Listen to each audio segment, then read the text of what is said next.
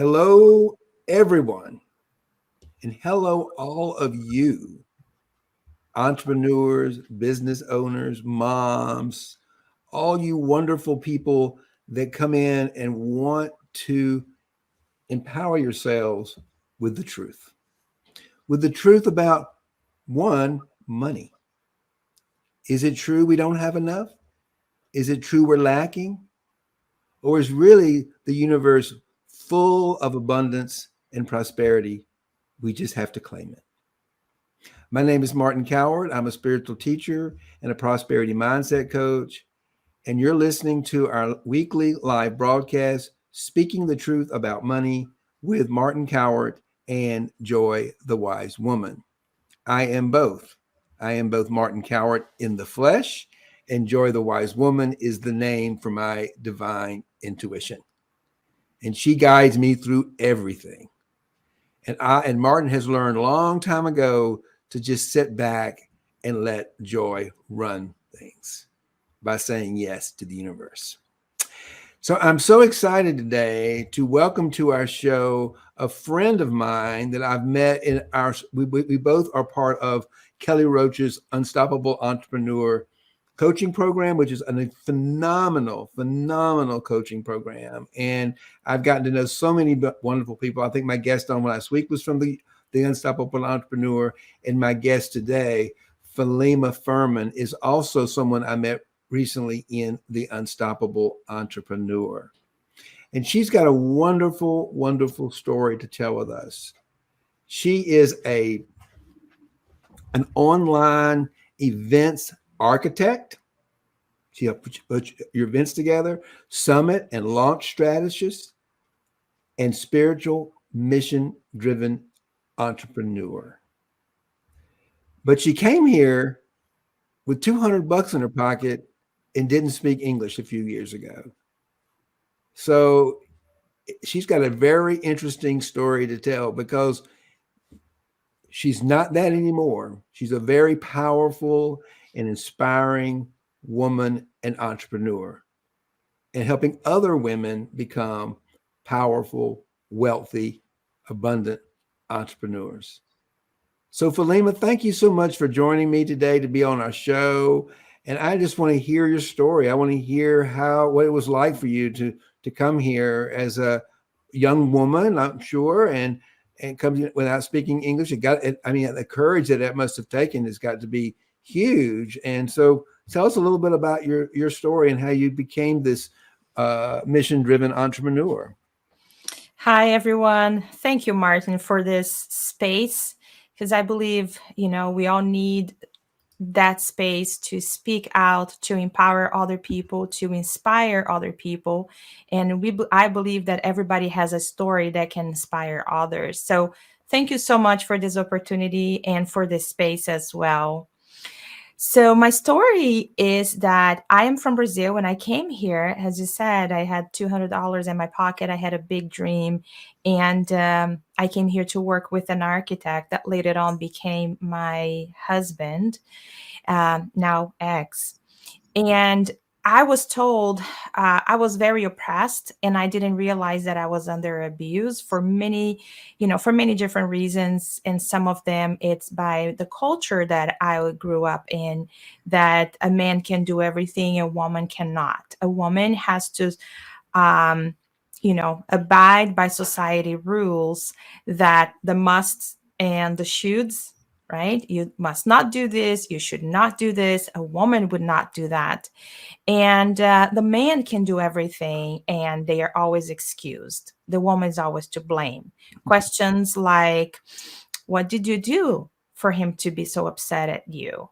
Or what were you wearing for that guy to take advance on you?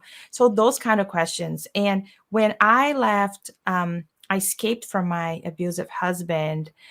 I end up in somebody's house. This doctor was helping me, giving me shelter. And I remember being told multiple times, you're nobody. Who do you think you are to become an architect in America? And I can barely understand when you're talking. And all those things, you are just an immigrant in America. And that just never said it with me, it never felt right. I'm not, comparing myself to others, but at the same time, I feel like all of us have certain situations that we go through that we can relate to each other in some level. So I did escape. I didn't realize that that doctor was actually keeping me captive and I was in modern slavery. He wanted to give me shelter and food in exchange for me to clean his house, take care of his daughters, do all that stuff. No money exchange. He was just giving me a place to stay.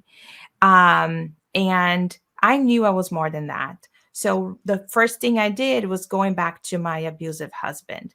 And that happened multiple times.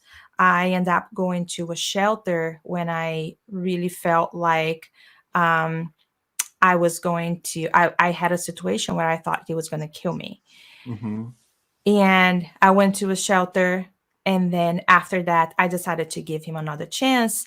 After all, like, he was sorry. He said, I'm so sorry. I recognize that what I did was not right. I need your help. And I went right back to him.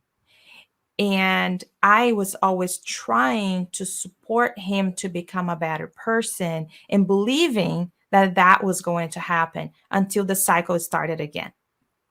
And then it was just that same cycle of, happening, the abuse happening. And what I was not aware, and I feel like a lot of women are not aware of, is that abuse is not just physical, but it was mental, it was uh, financial, social. Like, I could not have friends. I could not. He was kept all my money. He would get my money and keep all the money, so I didn't have any money. And it was just that situation where I felt powerless. And I felt at one point I had nowhere to go. I was homeless. I was powerless. And, I had no cell phone. My family's in Brazil, but I didn't want to go back there um, the way I was broken.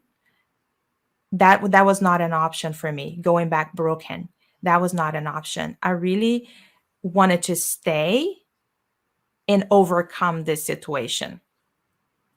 And growing up, I was raised, hearing things that always empower the man and not the woman. But my mom was always raising me to be financially independent, which was totally not going with the society.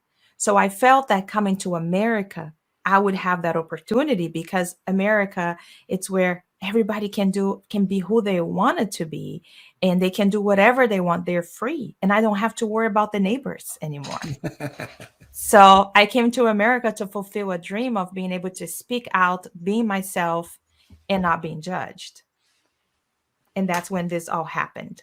And then you found yourself in another prison, right? Yes. So Yes. what was the thing that happened that said, wait a minute, I'm not going back to this guy again. There's something had to happen to say no more, no more abuse. What happened that helped you realize that this was not the right path for you? This was the wrong thing for you. How did you get free of this?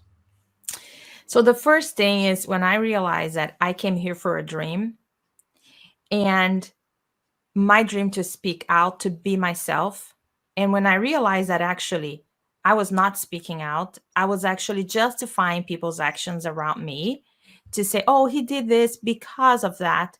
I was actually in that same cultural mindset that I was escaping from. And I also realized that it was not my job to change others. It was not my job to change who he was. It was actually my responsibility to understand that, why am I in this situation? Why did I get myself in here? And why do I keep coming back to this situation? Because I had the free will to leave. And of course, like I mentioned, I didn't have any money. That's just the excuses that I was using to not leave, Mm-hmm. right? And who do I need to be so I'm not here again in the same situation. When I realized that I had the power to break free from it and to move into a situation where I was not the victim anymore, but I actually had the power inside of my thoughts, listening to my inner, voice that was telling me, you're more than that. You are not just an immigrant. You're more than that. Your dreams matter. And they're not too big. They might be too big for them, but they are not too big for me because I'm dreaming about them. So they're possible, right? When you dream, when you have a dream, it becomes possible because that's your belief. So breaking, free from that pattern of I will let people dictate who I need to be or who I am and how much I can do and I can dream about, it was huge for me. That's when I was able to break through this whole situation and not go back there again. Yeah, when you begin to realize that there's something bigger in us than the circumstances. And one of the things that I've learned in my own, I mean, my own story was in my dark night of the soul, so to speak, is that, and I was in just agony over feeling sorry for myself. I was having a big pity party here one day, and I got some support from my spiritual teacher who said, "Martin, why don't you surrender this to God? Mm-hmm. Why don't you get on your knees and surrender?" And I knew what she was talking about because I had surrendered alcohol to God, oh, I don't know, 10 years ago or something, and it was pretty good.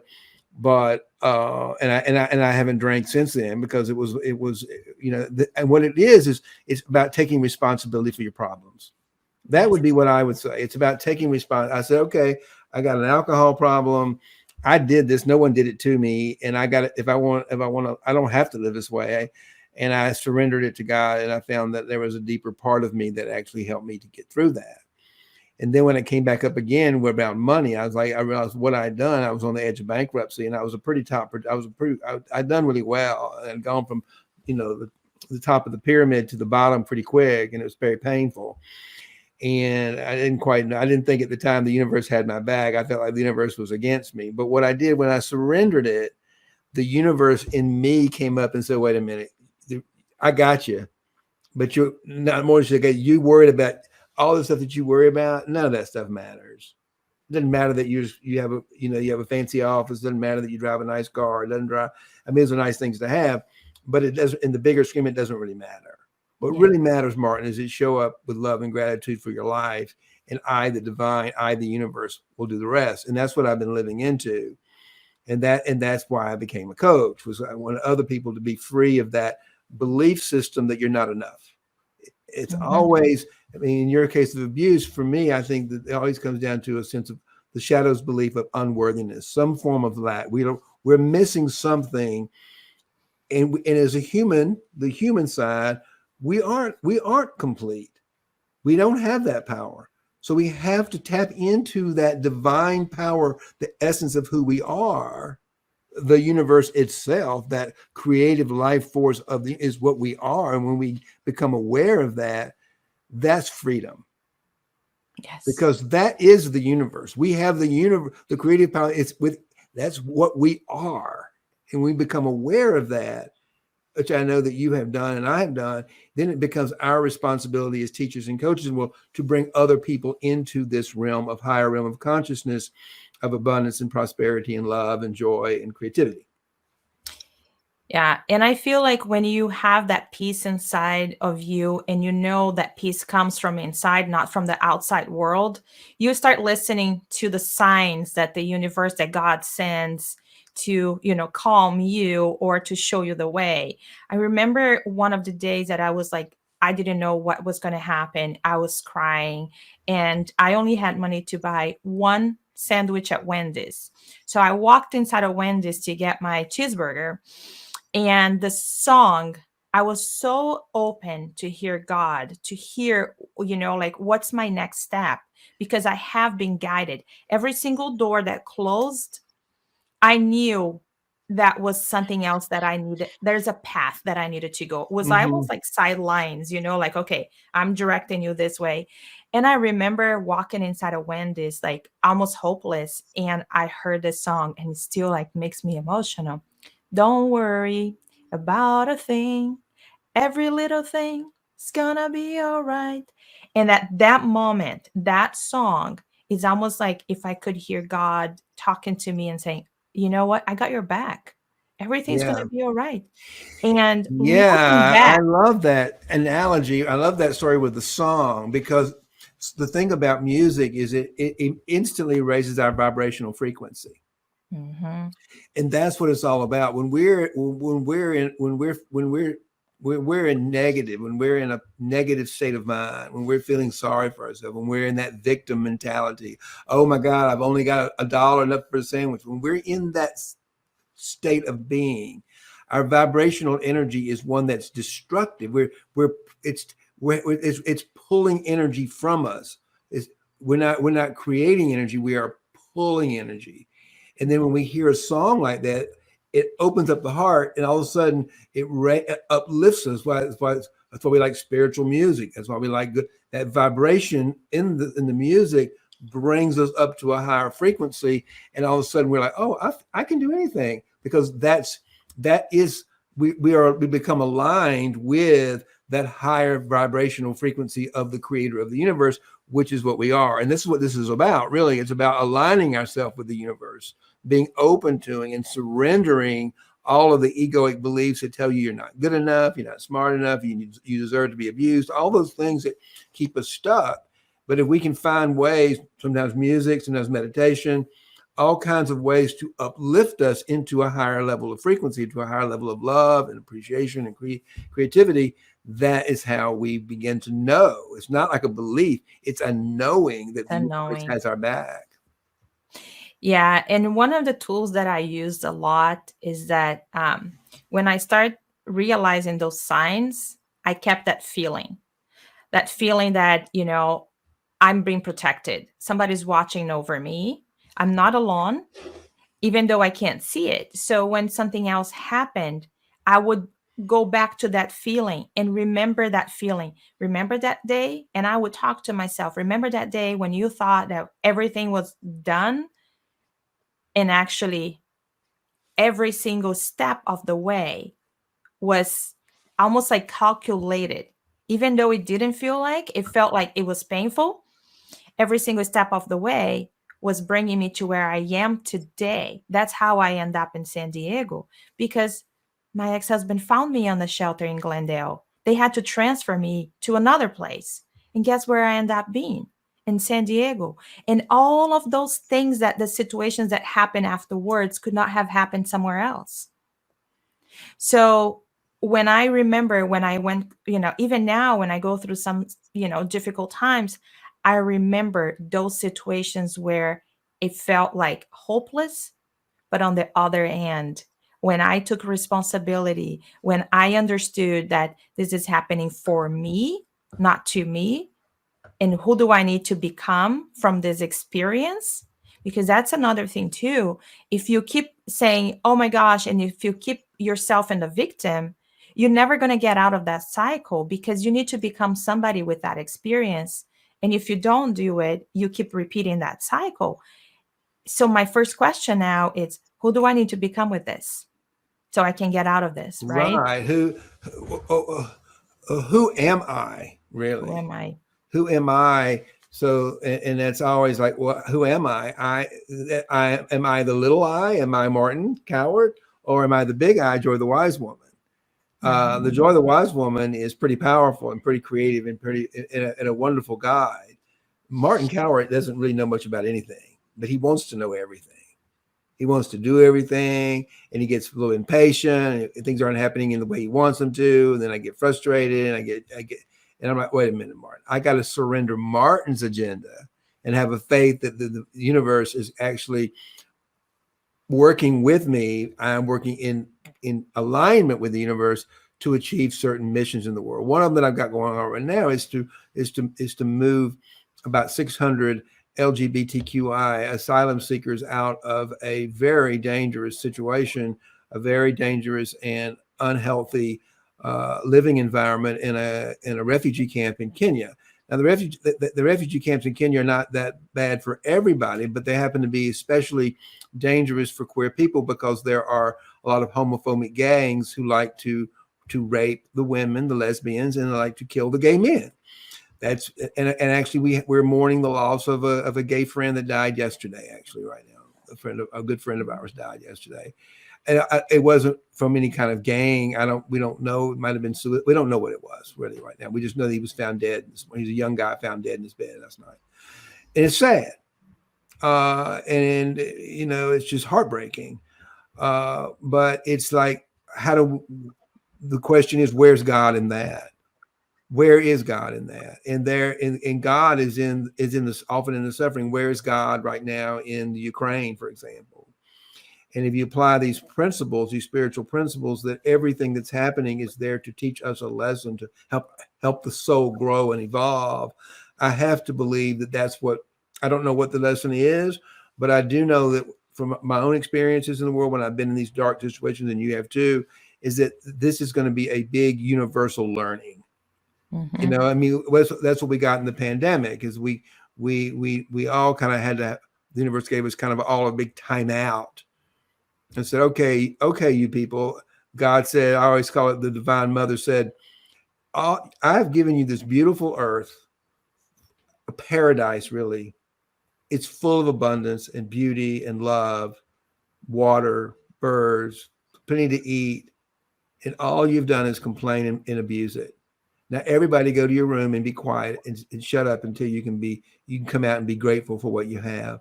And I think that's a little bit about what we did when we came out. I think many people millions woke up, I believe, during the pandemic and realized, wait a minute, this life on planet Earth is actually pretty darn good. And it's particularly here in America. And so now, then for me, if it's good for me, that's how I found these people in Africa and said, well, it's not so good for them right now. Let me see what I can do to go over there and empower them, becoming financially independent, and help to support them and love them and let them know they are loved and they are worthy and they are valuable. And I call them diamonds. They're diamonds that just need to be polished and mined and pull out and honed. And they're going to become, we got a plan for them to become the most elite, the most powerful, well-known online talent agency for virtual space in the world. Is going to come out of these diamonds that I know are very valuable, that the African people don't even see. They think as curses, really. And I think about the children. That's where my heart goes to, because, as a mother, I know that we would do anything to protect our children, Yeah. right? And a lot of times when we are in situations, when we put ourselves in situations where we feel that we don't have that power because financially we can't make the move. And I feel like a lot of women stay in dangerous situations and put their kids in dangerous situations because they don't have the financial means to get out of there. And as a society, by not supporting those families, it becomes part of our job. And I believe, to support those families, to have a safe place, to have kids being able to play on the streets. And when Mm-hmm. I see those kids in shelters, that's like broke my heart, because I grew up in the streets. I grew up in a very happy family. Mm-hmm. I had a very happy childhood. And when I saw those kids being stolen that opportunity to be a kid, to play on the street, to feel loved, and instead they're growing up feeling the fear and also the anger, because a lot of the children, they want to protect their mother, they want to protect their family, their sister, and or their brother, and they can't. So it becomes a problem that it's not just their problem, it's our problem. Mm-hmm. It's society's Yes. problem, because we're allowing those kids to grow up thinking they're not good enough, they're not worth, or they have to fight back instead of just being able to play on the Exactly. street. And we've got to, so it's a both and. As we have to take responsibility for our own lives, and when we take responsibility, at least for me, then it says, okay, I'm going to, as I take more responsibility for my own life, I say, well, then as a as being one of everyone, those people, the people that I'm helping and working with in Africa, we're one. We're the same. Yes. And so what for me, I can't just ignore that. So I think, and so I am on a mission to wake up society to the problem, to the crisis, and get some support so we can get them moved out of there. We're getting. Believe it or not, it always goes by so quickly. But I want to ask you to give out to I'm sure there are some women in the world who might be listening, or men, or all men particularly, because men often get abused as well, but they often have too much shame to put it out in the world, regardless of whether you're a man or a woman or a gay person or a straight person. If you're living in a place where you're being abused, or you're not feeling, you feel like a victim, what would you tell people to do to help them get out of the, because it's all about resolving an internal conflict. What's the one thing you would tell them to start doing that might help them begin to make that shift from seeing the universe as something that's out to get them, as something that's actually helping them? So the first thing is listening to your inner voice, not the one that tells you you were this or you were that because it comes from outside experience, but the one that comes with you when you were born, that you are part, you're part God here on earth. And we Yeah. get to create the life that we want and desire. And even though you can't see it, and a lot of times we can't not even believe it's possible, but go back to your own heart and listen to that voice, that dream, that small dream that you think is too big for you, and believe in that dream again. And once you start, from the inside, regardless what's going on in the world, regardless what's going on outside of you, having that peace inside of your heart, knowing who you are, that was the first thing that helped me get out of that situation. And then, ask for help, because I'm a person that I don't know. I'm learning how to ask for help and how to accept help. A lot of times we don't accept. We want the help, we ask the help, but we don't accept the help. So learn, go out. Don't be ashamed. For many years, I would not talk about my story. There's like other, like darker sides of it that I would not talk about it because I just thought like, hey, this is in the past. Nobody needs to know this. In reality, we are here to support each other. Yeah. And, your story might be something that's going to save somebody 10 years from now. So your story matters. What you're going through matters. But Mm-hmm. what really matters is who you become from that situation. Not what you see, but who you become from it. Because you already are inside, right? You're already you already have the victory. It might not look like the way you wanted to see, but the victory is yours already. And just to give you a little bit of on the other side, when I was told and I was putting down saying, you are nobody here, you're never going to be, you're just an immigrant, you're never going to be, an architect in America, you're never going to get your master's degree. I did get my master's degree. I became an architect in America, and I designed multi-million homes in California, custom homes. So it was not just, just, I was never a just fill the blanks person. I became more. I actually taught some of the iconic architects in the world that I never thought one day I would be able to see them or talk to them because they were just in my books and architectural books. And I was able to talk to some of them and teach them. That it's a dream that sound to me when I was in Brazil impossible. If somebody would have told me you're going to do this, I would be like, are you kidding me? I would be laughing, right? Yeah. But the dreams were out there. Like you're saying, it's all over here. And I remember seeing my kid the other day. He wanted something that was on the top of the shelf, and he didn't expect that chocolate to come down, you know what he did? He climbed up. He went all the way up, even though he is not tall enough. He didn't know how to. He found a way to go all the way on the top and get that chocolate bar because there's nobody telling him he couldn't do it. He wanted so badly. He found a way to do it, but it was always there.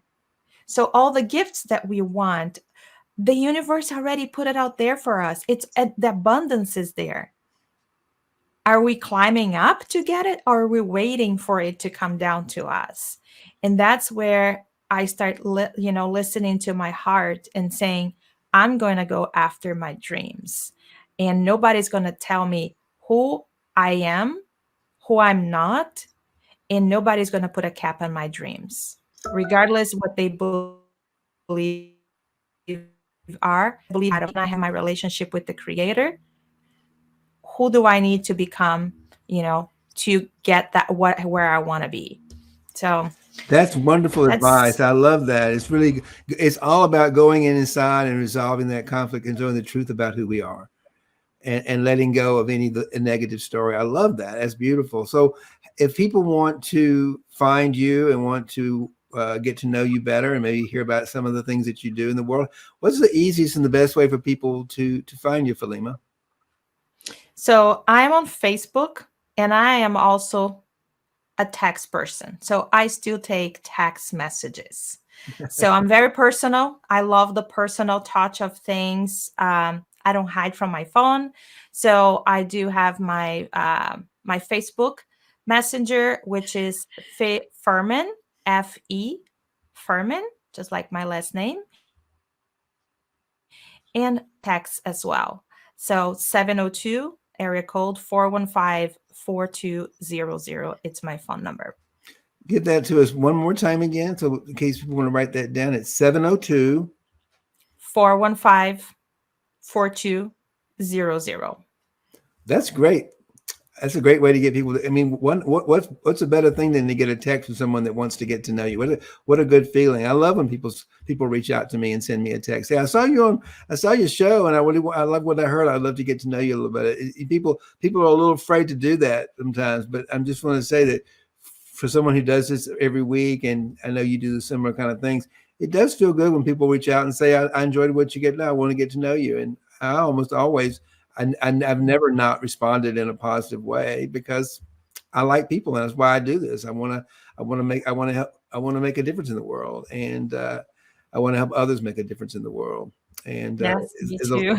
there's a lot of conflict, and there's a lot of pain and suffering on it, and a lot of it's unnecessary. And that's really what we're about: is how do we cannot eradicate all pain and suffering, because there's a certain amount of pain and suffering that's going to have to happen just from being a human. If people die, and like this friend that died over in Nairobi, I mean in Kenya, in this camp, it's painful. Yeah. It's very painful, and losing someone we love, and what's going on in Ukraine is extremely painful and heartbreaking. Yes. But the best way I think to get through this right now is to sort of say, okay, give some support, one, and pray and send support, get behind our letter to send humanitarian relief, and get behind them and see them as our fellow human beings who are in pain right now, and what we can do to help them. So thank you for that advice and that support. So one of the things that I always talk to my clients about is every event we do, you have hundreds of people coming to your event. And people sometimes said, well, what can I do other than just donate? Bringing awareness, it's huge. Because when Oh we my don't have God. awareness of a problem, we can't support. So I became aware of a foundation that supports women and children that are rescued from sex trafficking. And I didn't know why why it was so important for that community. And the reason is because father and mother have to go to work. The children stay home by themselves.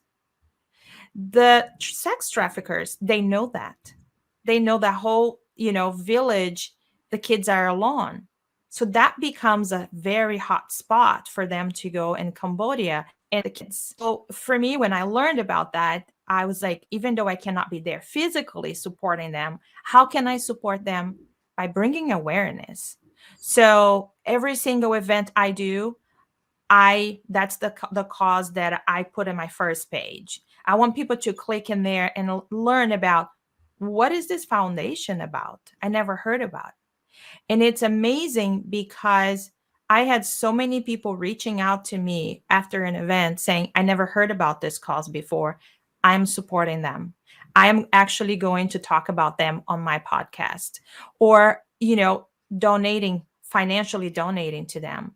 So if you are out there and you don't know how to support, bringing awareness, it's talking about it, bringing awareness, it's a huge way to actually support, even though it's not financially, it's creating that mindset. Yeah, exactly. It's all about it, and that's exactly what we're doing here about that issue. And I do it, and that's the whole point of what I'm doing with this, about the crisis we have right now with Mhm. our queer brothers and sisters in living in refugee camps, and not just in the camps, but on the streets there, because there's just a lot of different. It's just a very difficult place right now for us. So we're trying to build a safe house for our people to be able to live and work and make a living in a Yeah. wonderful, safe way. So Yeah, your anyway, cause is beautiful, and I want to acknowledge that I was not aware until you told me, and that's where an awareness comes from. that's And where I never awareness comes stopped from. thinking Yeah, about it. and that's the whole point. Because what I find, we got a lot of people with big hearts who want to do some help, but they're not aware of it. So Yeah. thank you so much for that. So hold on one second. I just want to tell everybody thank you for being on our show, coming and listen to our show today. If you are interested, I have two Facebook groups. One is called the Financial Mystics Sanctuary, and that Facebook group is for anyone who wants to learn more about what we do, how we solve financial problems with spiritual principles. How do we really tap into our divine presence in order to make a difference in the world? And that's for everyone that would be interested in coming and get to know me and what we're doing. I also have another Facebook group that's specifically for gay, bi, and transgender men. And that is for us to do our own work around shadow, our own work around wounds, being queer men. And that's another place for you if that's where you'd like to go. It's for results driven entrepreneurs who really want to make a difference in the world. And maybe you've been told that you're not good enough because you're gay. Well, I got news for you. That is exactly why we're so unique. We are a rare, unique bird here, created exactly the way we are, specifically for a purpose. And that's what we do in our Facebook group, is we help you see you are such a unique, powerful queer man, and you're here for a purpose. And let's help you figure out what that is so you can make a difference in the world. So if that's you, please join us over there. That's Financial Heart Space for gay, transgender, and bisexual men. We have a free workshop there every Wednesday to help you move through any kind of situations that are making your life difficult or challenging. So because we want you to live a life of significance and importance and value, because you are here for a reason. You are here for a purpose. Everyone is. Every little boy, every little girl, every single individual is here because they are loved. They're created in the image of the divine, and they're here for a specific purpose, to make the world better for others. So thank you so much for listening today. Fe Lima, thank you so much for being my guest today. May love and prosperity prevail. Thank you so much for this opportunity. And I appreciate everything you're doing, to this world. And I appreciate you too. Thank you so much.